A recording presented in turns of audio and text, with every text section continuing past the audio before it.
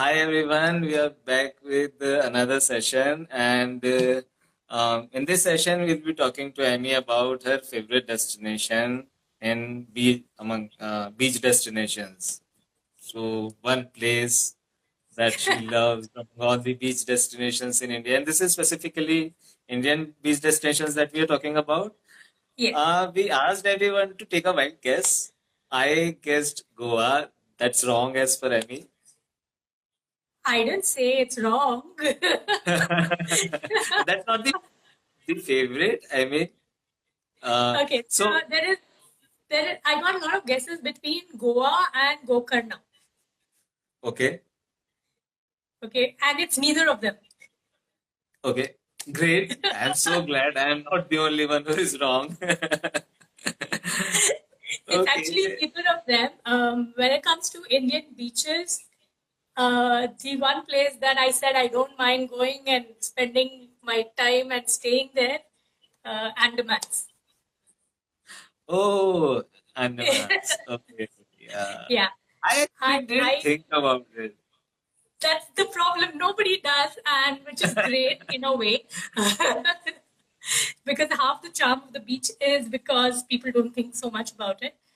But Yeah. when it comes to beach destinations, and among the ones which I have visited, Andamans remains my favorite. So, and it is one place where I honestly don't mind and just going and just staying there. You know,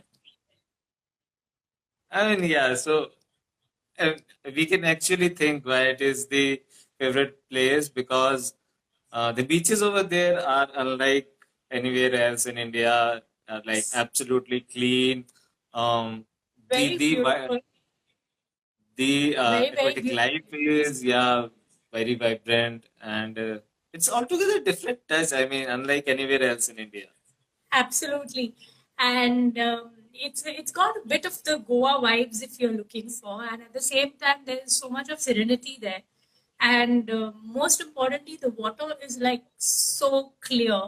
It is so clear. I believe Lakshadweep is even better, but I haven't been to Lakshadweep, but from whatever I have seen, Andaman is like just gorgeous.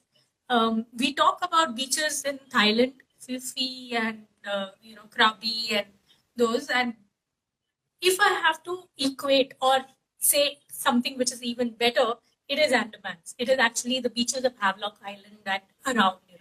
They're like absolute paradise, crystal clear water. The blues are just amazing. It's just amazing. So yeah, I mean that's one of the reasons why I love the place. And then there's something very nice about the island culture, especially Havelock. So in Andamans, there are plenty of islands. I mean, it's an archipelago, so Lego, so a lot of islands there. And among all of them, frankly, when I talk of Andamans, I largely refer to Havelock Island. Uh, it's where some of the most beautiful beaches are. In fact, one of them, I believe, has been rated as among the top beaches of the world, Radhanagar Beach. Radhanagar But Beach. Yeah. yes, but more than Radhanagar Beach, my favorite was a beach called Vijayanagar Beach. The Vijay, and over there, beaches are either they have these names or mostly they are known by numbers. So beach number 7, beach number 5, beach number 3, etc., etc. So I think Radhanagar Beach is number 7, and I think Vijayanagar Beach is number 5 or something of that. So Okay. yeah. I guess Neil Island is smaller as compared to Havelock. Yes, Neil is much smaller. Neil Island, I think there are only some 2 or 3 places to stay as such. Okay. Havelock itself, Havelock has a lot of places to stay, but staying in any of these islands is extremely expensive. So one issues with Andaman is that going to Andaman can cost you as much as going to Thailand. Yeah. So, which is one deterring factor. Uh, but having said that, I mean, I'm extremely proud of that place because it belongs to us. And I definitely say that if you can spend going to Thailand, then you should definitely spend and go to Andamans. Um, like in terms of the islands to visit, yes, I mean you generally land in Port Blair, which is the administrative center, and then there are and the next island that you typically go to is Havelock Island. So, for somebody who's planning to go to Andamans, I would recommend that they stay a lot more in Havelock than any other island, because that's where honestly where the action is. That's where you can do a lot of water activities. The vibe over there is so they have very small roads and stuff. It's like a small island, but it has very Yeah. small roads, and you can just hire a bike and roam around. There is no cell network. Someone wants you to say one hello, please. Hi, and hi Tanayesh, hi Abhinav. I can see Abhinav as well, and there is Rajiv. I mean, from the people I recognize. Yep. So Yeah. so coming back to the different islands, so Havelock basically, like I said, it's like a world of its own. There are barely any vehicles. Uh, the landlines work the best. There is hardly any mobile connectivity around. Data, to forget about it. I mean, you will barely get a free. Yeah. You will hardly get anything. In fact, that is the reason why ATMs don't work there as much. You have ATMs, but they are very limited. Largely, a lot of business goes around on cash. So this is one Yeah. place where yes, you have to carry cash, unlike all the other places. Then there is this whole thing about hiring the bikes and going around, and those quirky cafes. The cafes remind you so much about Goa, actually. There is a variety of food available: continental, Indian, name it, South Indian. Uh, they have all kind of food I didn't available. explore the cafes in Andaman. I didn't explore the cafes. That's one Oh, part you I should. actually Oh, you did, should. and probably Uh, that was before because I went to Andaman in September. It's a bad time to go to Andaman. It was yes. raining all the while. I mean, for on a 9 days trip, I could see sun only on the day when we were coming back. That morning, we saw So the sun, right? yeah. Yes, yeah. That's a huge disappointment because uh, uh, October to I would say April would be a great time to go. The rest of the year it rains a lot.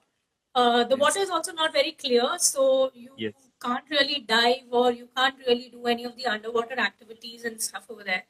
Yeah. It's better to do the thing in the peak weather. Uh, Yep.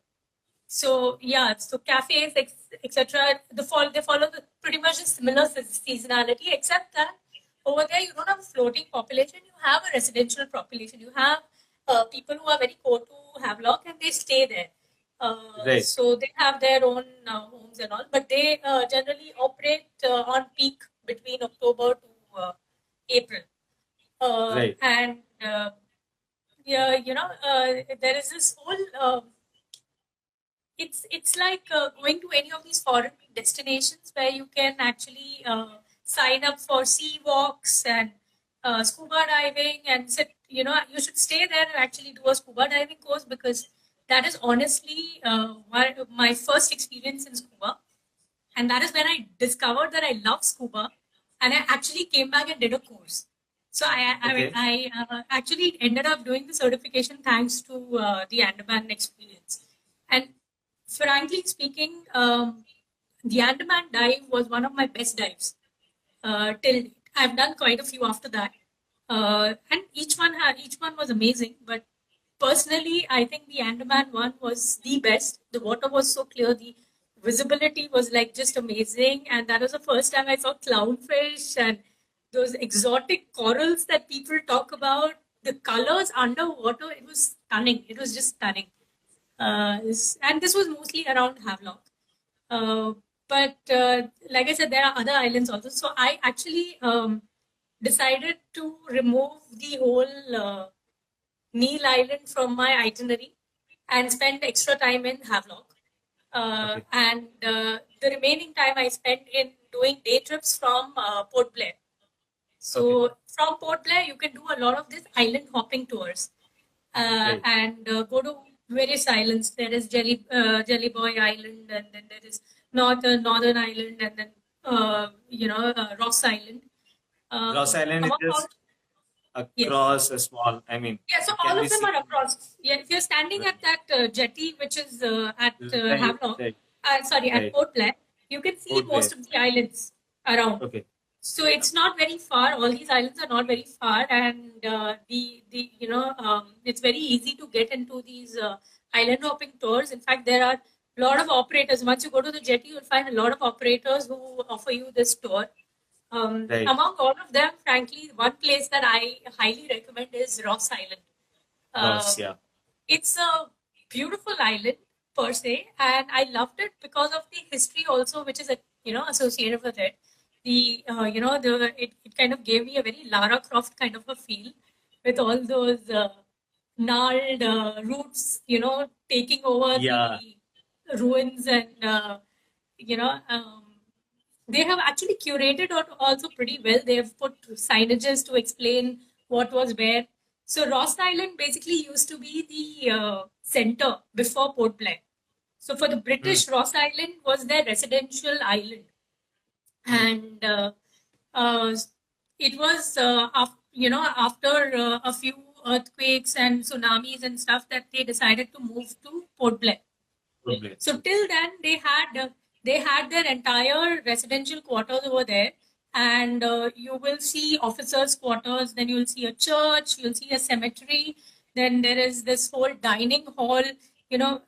And the best part is they have kept the black and white photographs of the original buildings. So when you see that and you look at those buildings, you can almost like imagine how those officers' parties used to be. For me, I'm a huge reader of these classic fictions like Pride and Prejudice. I was actually imagining Pride and Prejudice kind of a thing where you have these ballroom dances and stuff because it actually looks like that and stuff. So Ross Island, yeah, and that honestly, that is what I loved about Ross Island.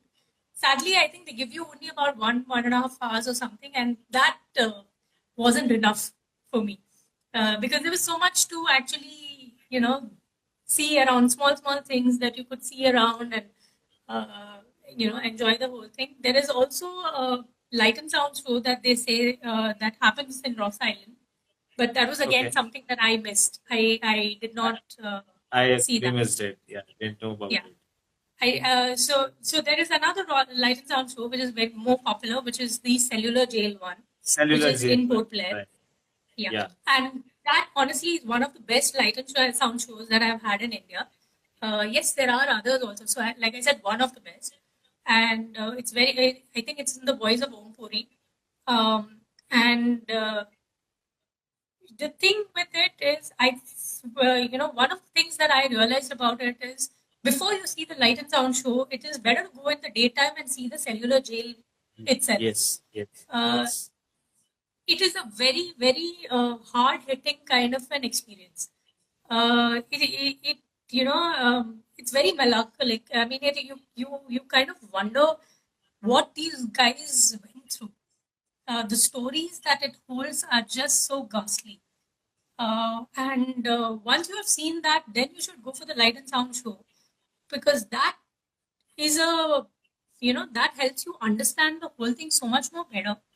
And there are a lot of emotions that flow through you, and especially as an Indian, there are a lot of emotions that just flow through you. There's anger, there's frustration, there is, sadness, depression, everything. I mean, it's like a whole whirlwind of things that happen. And it sounds very intense, but it is worthwhile having that intense feeling once.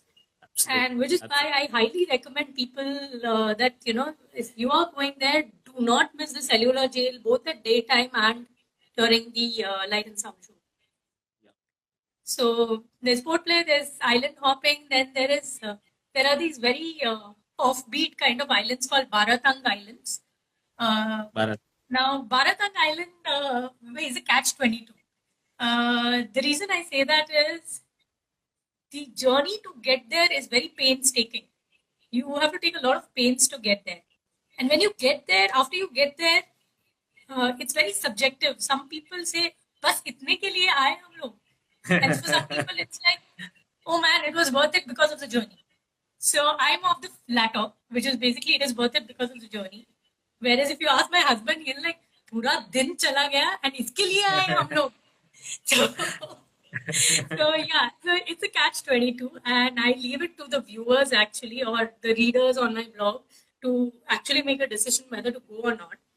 But the whole journey starts at like around 3 or 4 in the morning, because the only way to go to Bharatang Island is on in a convoy, and the convoy has fixed times. So the Yeah. first convoy normally starts at around 5 o'clock in the morning, for which you Right. need to line up by 4 o'clock. Right. Okay. So once you line up, then there is you have to get your IDs and permits Right. for this particular journey. So while Right. your cab guy is getting that sorted for you, there are these small tents where you get idlis, which is your breakfast, and you better have it because after that you cannot stop anywhere. You are not allowed to. Right? You have to go in the convoy and you have to come back in the. So once the convoy starts, everybody just goes and you just see vehicles going one by one in front of you and behind you. There's no overtaking, nothing. Everybody just straight forward. Along the way, you will see all these rare tribes, the Jarawa tribes, basically, if you are lucky. But you're not allowed to stop interact with them because those guys are extremely, they are not very friendly. So you never know what they're going to do to you. But basically, you see these Jarawa tribes, and there's absolutely nothing else on the way. You cannot see animals, you cannot see anything else on the way. If at all you get to spot, it's only these tribes. It's a long journey, 1.5, 2 hours. After which you reach this, place where you cross over, where your car and you cross over, a small steamer kind of a thing. And Yeah. once you cross over, then again you have to wait in a queue. Now that queue is to get a ride to Bharatang Caves. Okay, Yeah. and that is through the mangrove forests. So you are basically going in the boat. So you wait for your turn, and there is a lot of fighting that happens because everybody wants to get the first turn because you have to go to the caves, come back in time to catch the next convoy back. Back. Otherwise, you're going to be stuck over there. So there's a lot of this thing. After that, you manage to get to the caves, and the disappointing part is the caves are beautiful, but the disappointing part is that though it's very big, they have only opened up 1.5, 2 kilometers of it. So basically, you travel entire thing just for that 1.5, 2 kilometers. Okay. And then you come back, you catch the convoy and you go back. There are no great restaurants. There's one mess over there which you can eat some food. And then you get back, and by the time you get back, it's like 4 or 5 in the evening, and you're dead tired. You don't want to do anything else. Right? So, for a lot of people, this is very disappointing. There is a mud volcano, they say, but that mud volcano is nothing but just some bubbles in the mud. It's nothing great, and they have not marketed it well either. Frankly, if you ask me, if you had some interesting facts around why it was formed and what goes on behind it, it might be worthwhile. But there's absolutely no guide. There's nothing. I mean, it's just there for you to see, and they put one very, handwritten sign kind of a thing. But besides this, there's nothing else on the Bharatang Island. For me, I felt the whole journey and the whole experience was something very unusual because it is never in my life that I have done something like this. And I don't think I'm going to ever do it again. And, the small little incidents that happened along the way, the quirky comments that you get out of from people who are irritated. And I mean, that all kind of made my day, to be honest.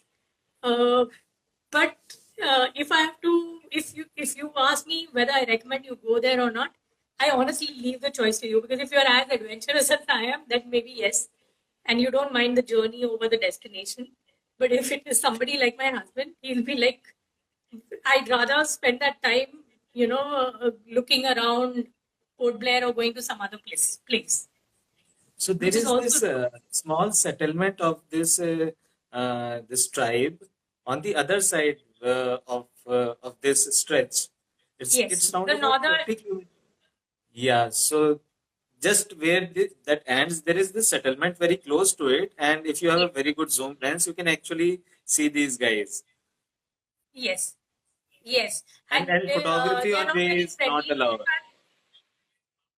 Yes, but there you are actually dependent on a very clear day for that, and like I said, there are a lot of a lot of ifs and buts about catching those tribes because it's not every day that you manage to get that. So there's a lot of uncertainty to it. Yeah. I didn't get to catch them, I unfortunately. saw, in fact, when we were Yeah. going, one of them was standing on the road itself and he was stopping the cars and he was asking for something. We couldn't understand it. So I asked my cabbie, what is he asking for? So he said that he is asking for this pudiya masala, tobacco, Oh because yeah, they have now become habitual of taking that. People used to just give these tobacco give it packets to to them. them.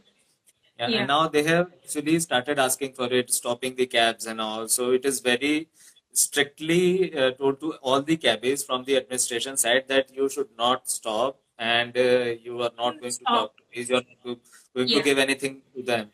So Correct. if And you are also there have found, been incidences where they have attacked the people and taken away their cameras and belongings and stuff like that. right, So people say do not stop on the way. yeah, Also, another caveat that I would like to say at this point in time is when you go there, they're not animals. So don't try to, you know, look at them in that manner or, try to tease or, uh, you know, try all kinds of funny things.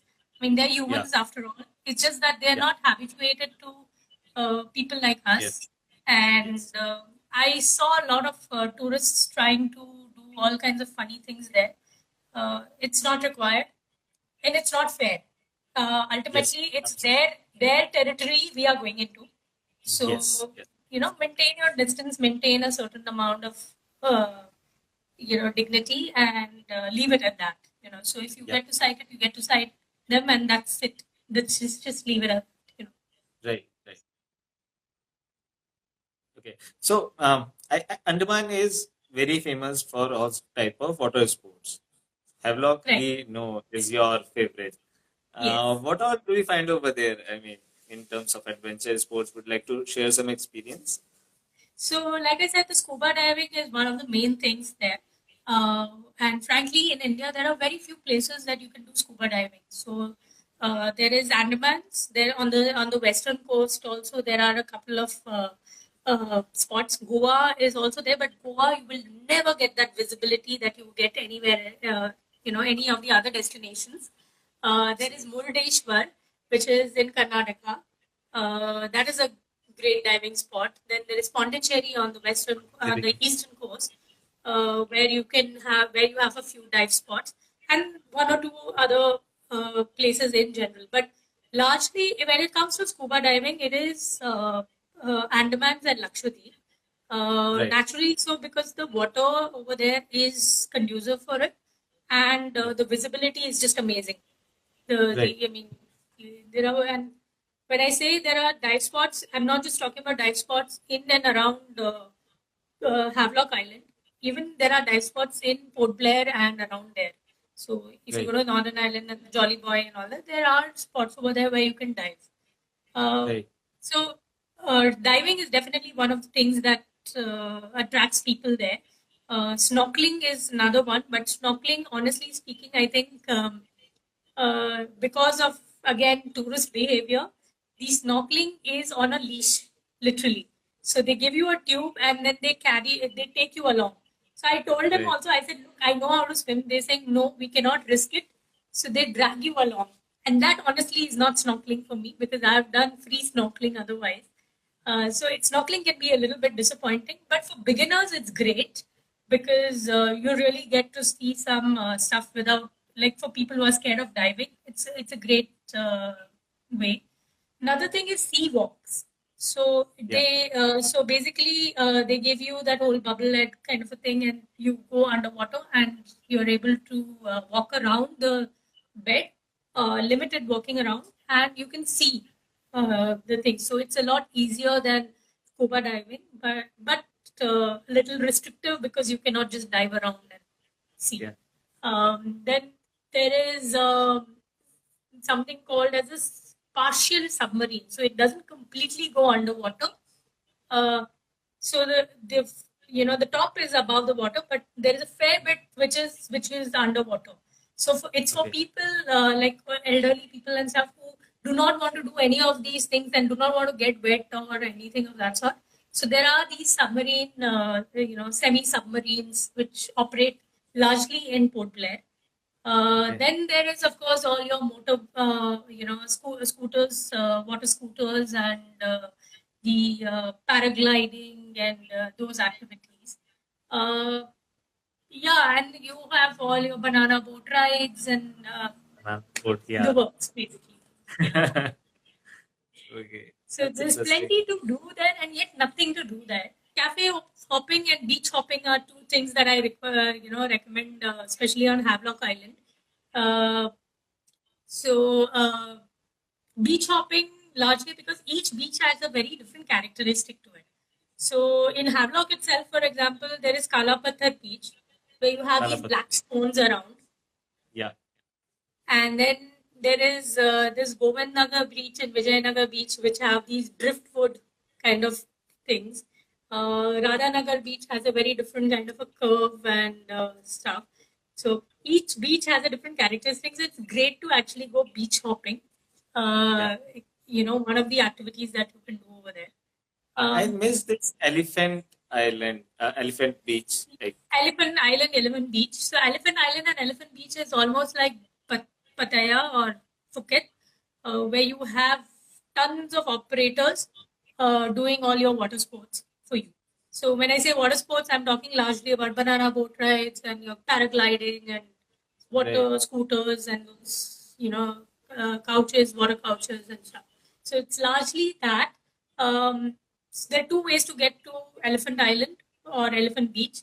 You can either hike, which is actually very thrilling to do. The other way is you can take a ferry from the main Havelock jetty. But Right. sadly, when we had gone, it had rained. So there were a lot of leeches and we couldn't do the hike. Oh, So we had to do the ferry ride.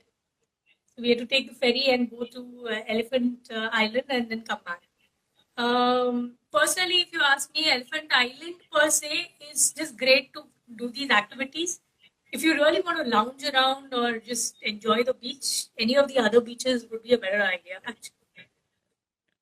And yeah, the bigger thing about one thing that people do not realize about planning Andamans is that along with your to and fro tickets and your hotel bookings, you need to book a ferry.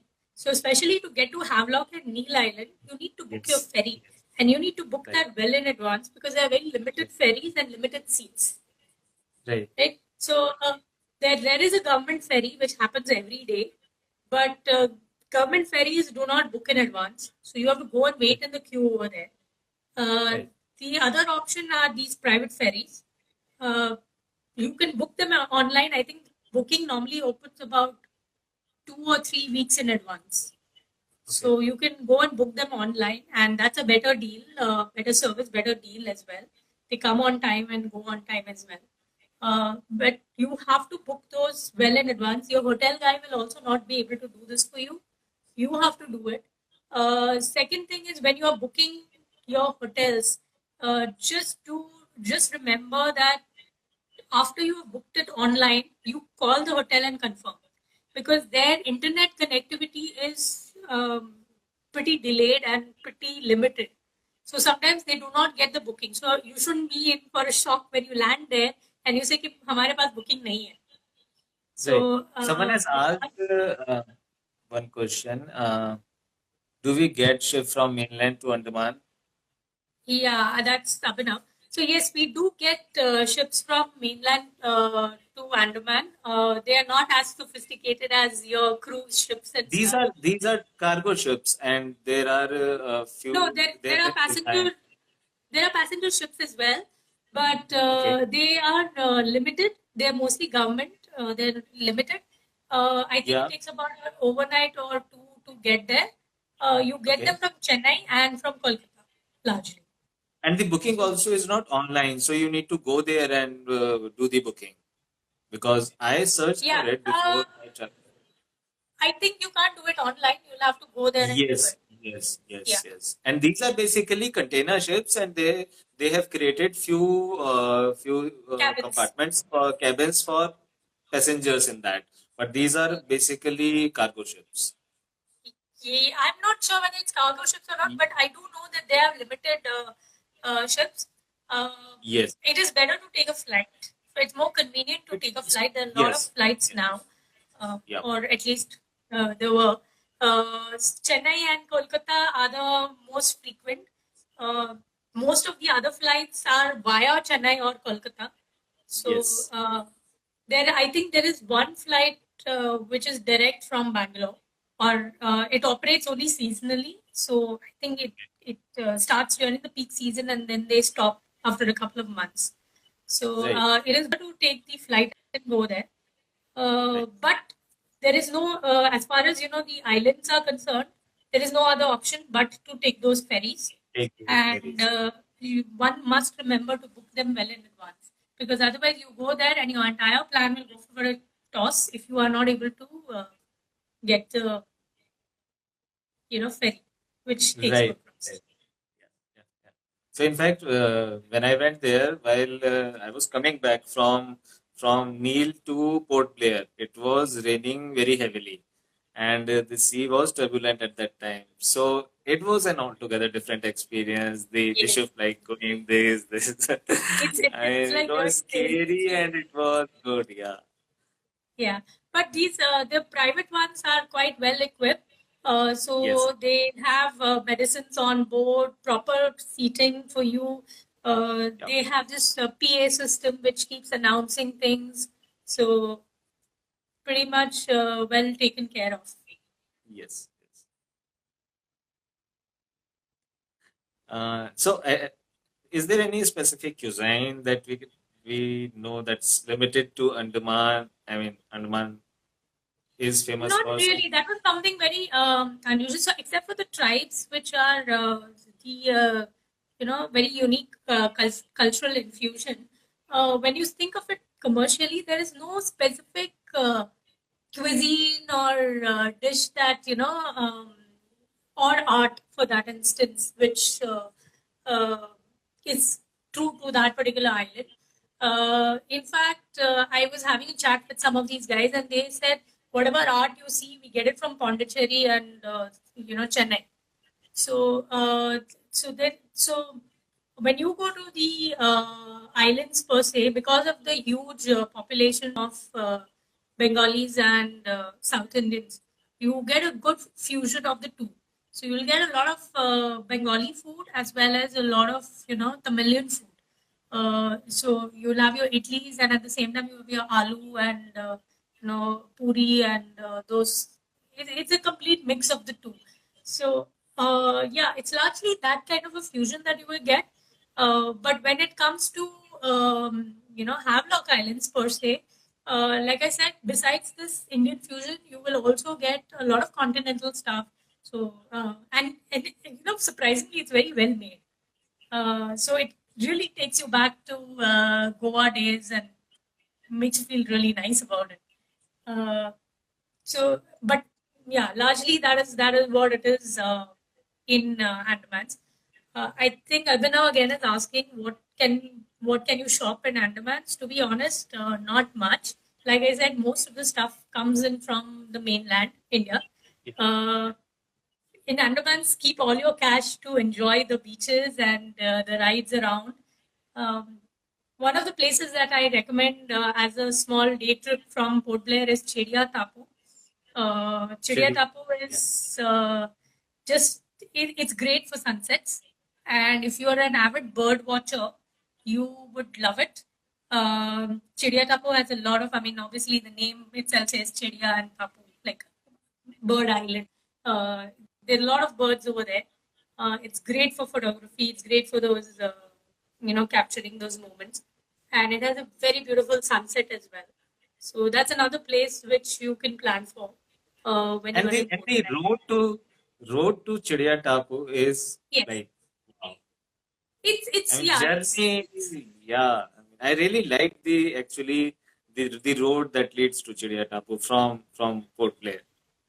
yeah, it's a very short journey compared to all the other journeys you've been doing, but there's something very nice about it. Sometimes you see on both sides, and then there are Yes. small backwater pools around, and when you reach Chiriyatapu, it's like you feel as if you're walking in the woods which border the backwater kind of, it gives Right. you a very backwater kind of a feel. Uh, and with all the tsunami that happened, so I went after the tsunami. So after, Okay. there's a lot of these driftwoods which have just Yeah. just permanently got stuck on the beach, and they Right. are like almost like artworks. So the way those branches come out and all, and the way you will get these angles where you have the sun peeping through them and all, and amazing colors of the sky. uh, it's a very different kind of an experience. And I mean, that is another place where you can spend about, your one sunset while you are there in Yep. Andamans. So, any question from any one of you that you would want to ask Amy about Andamans? Though she has got everything curated on her blog, that's thrillingtravel.in. So you can check out that also. But yeah, here also if you want to ask something. So that's, I think mostly, I think we've answered a lot of questions. I think we've kind of answered all the questions. Thanks, Abhinav. Says he loves my board blogs. Are you making any videos? Uh, Not very actively. I do make it. No, I don't have any videos on Andaman, to be honest. I was too busy enjoying the place. So I actually, among all the places that I visit, I feel the beaches I have the least amount of pictures because you're always scared to get your camera wet, and you're always torn between wanting to get into the water versus taking photographs. So I take just limited photographs, and I actually just run into the water most of the time. So yeah, No I videos don't have experience. videos. Yeah, I don't have videos on Andaman at all. But I have a lot of pictures, which I have, of course, put on my blog and Instagram. I have some video content that's there on my hard drive. शायद double हो जाएगा रखा हुआ है but I don't create It's videos. I don't know. I have so much of there, video content, but I don't do anything with that. there he just admits that he damaged his DSLR in Goa. It's very common to do that. So, Yeah. in fact, last year I spent my vacation in Sri Lanka, and it was largely beaches. I did not go anywhere but only the beaches of Sri Lanka.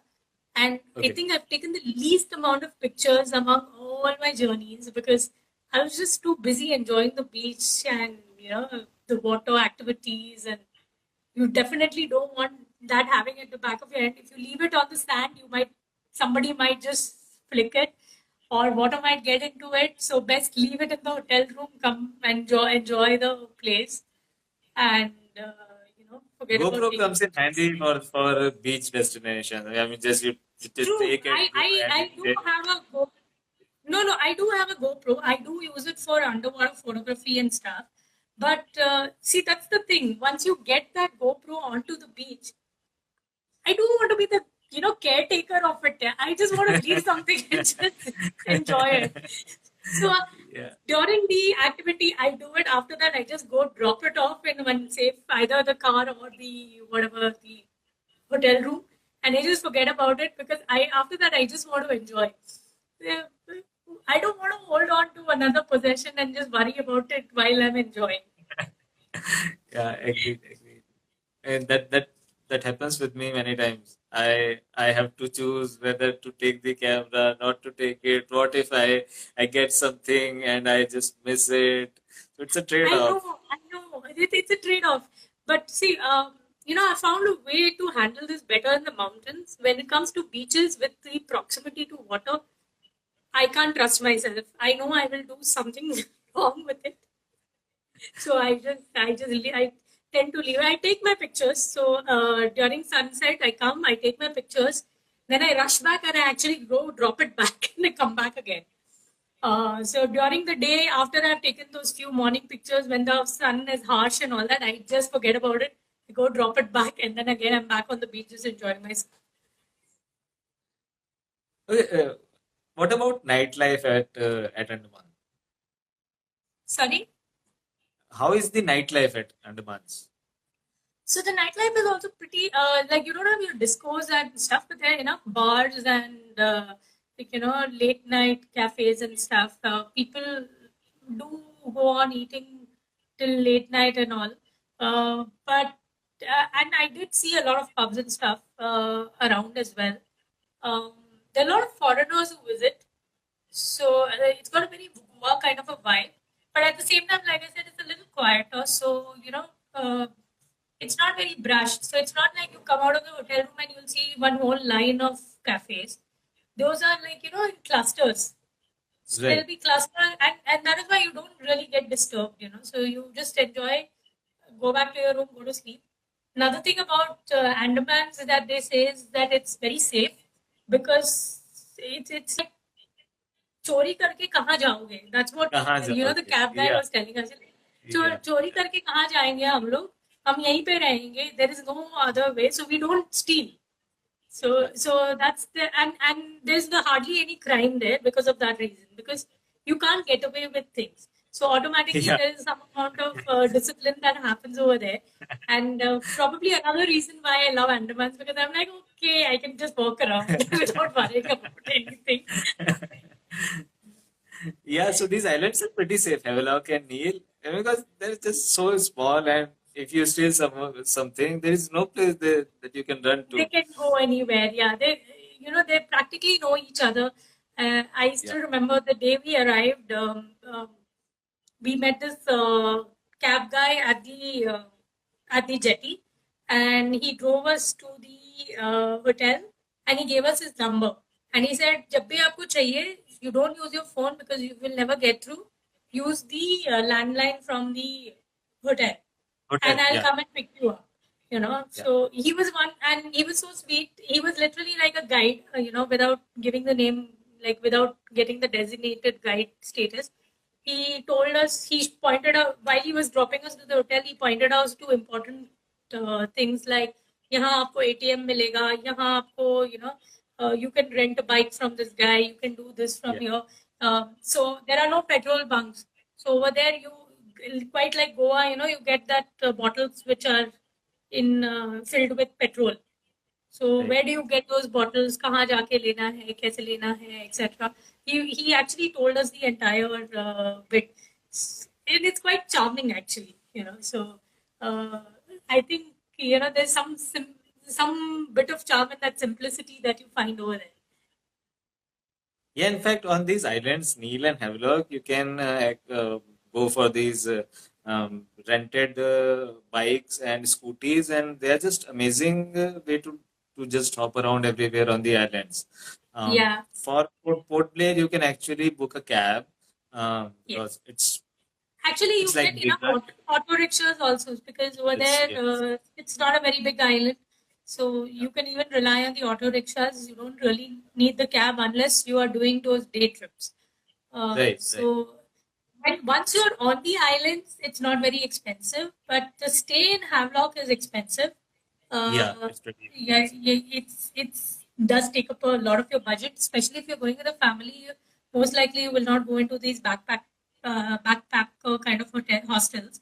Right, You would right. need a decent place. And when I had gone, which was about 2 or 3 years back, um, it was minimum that I found a decent hotel was around 8,000 rupees, and I'm talking about Yep. peak season. So Right. that's a minimum per night you might have to shell out. Yep. All your other, star hotels and stuff are in 5 digits per night. Yep. So yes, it is an expensive stay option, but everything else is very cheap. Your dives are very cheap. Like a boat dive costs you 3,500 rupees, which is pretty cheap compared to a lot of dives across the world. Your food and all doesn't cost you much. Very bare minimal kind of a thing. Your Right. bike rentals are not much. So on the island per se, there's not much of cost, but getting to the island and staying there is where your major part of the budget will go. Yep. Port Blair is not that expensive. Port Blair, you will still get some decent rooms at around Yep. 3,000-4,000 kind of a thing. But Yep. Havelock and Neil both are very expensive. Very Both of expensive. them are very expensive. We'll just see if we have any other question. I don't think we have.